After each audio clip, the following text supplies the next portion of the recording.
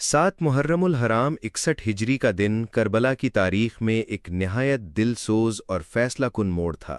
اسی دن کوفہ کے گورنر ابن زیاد نے عمر بن سعد کو حکم دیا کہ امام حسین علیہ السلام اور ان کے خیمہ نشینوں پر پانی بند کر دیا جائے۔ اس ظالمانہ حکم پر فوراً عمل ہوا اور فرات کے کنارے یزیدی لشکر نے سخت پہرا لگا دیا۔ اب امام حسین علیہ السلام، ان کی اہل بیت اور جانثار ساتھی شدید گرمی میں پیاس کے امتحان میں داخل ہو چکے تھے۔